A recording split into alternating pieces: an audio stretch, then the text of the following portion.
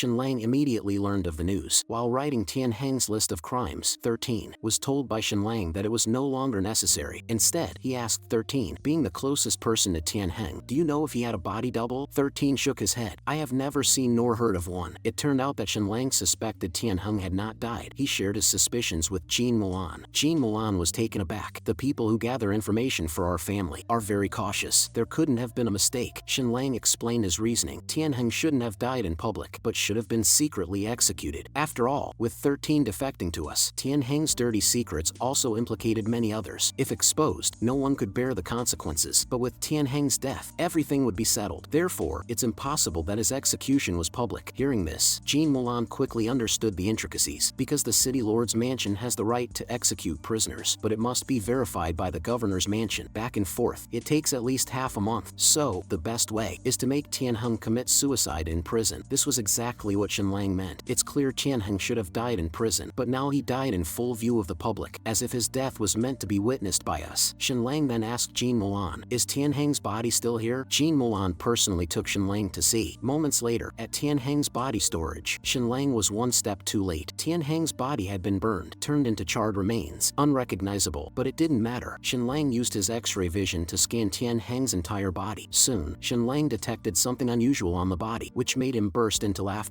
"This is even better. It's more interesting to kill him with my own hands." Jean Mulan was stunned for a moment. Obviously, Shenlang's meaning was that Tian Heng wasn't dead. Then Shenlang turned to Jean Mulan and suggested, "Join me tonight to watch a good show." Faced with the incredibly narcissistic Shenlang, Jean Mulan could no longer bear it and turned to leave. Shenlang hurriedly followed her. Meanwhile, in a secret room within mythical Turtle City, it was clear that Tian Heng was not dead. In Su Chanshan's hands was a wooden mask, the concave side coated with sulfuric acid. She handed it to Tian Heng to use for disfiguring himself. Tian Heng looked at the mask, and it seemed to reflect a face just like his own. Indeed, the owner of this face was Tian Heng's brother. A day before, the secret passage Tian Heng entered led to his brother's room. It turned out his brother had some intellectual challenges. Tian Heng just needed to bring him some tasty food to make him exceedingly happy, unaware that it was his last meal. Then, Tian Heng asked his brother to show him some martial arts. Tian Heng's brother stood up, posed, and began to practice punches indoors, with a force so strong it could make one unable to open their eyes. Suddenly, he threw a punch at the wall next to him, instantly creating a deep hole. Tian Heng praised him for being impressive. Though his brother was simple-minded, he was a martial arts prodigy. Afterward, Tian Heng asked his brother to undress with him, revealing that their body shapes were exactly the same. Even the scars on their bodies matched. Knowing his simple-minded brother liked to imitate him, Tian Heng said he wanted to see how well he could mimic him. Tian Heng's brother immediately dropped the smile on his face, transforming from a fool into a sinister figure of the underworld, even more like Tian Heng than Tian Heng himself. Thus, Tian Heng taught his brother a few phrases, the very phrases Tian Heng said when he supposedly died by crashing his head. So, the one who died was just Tian Heng's brother mimicking him. The real Tian Heng was preparing to change his appearance, to later take his revenge on Shenlang fiercely. As Tian Heng pressed the sulfuric acid-coated mask against his face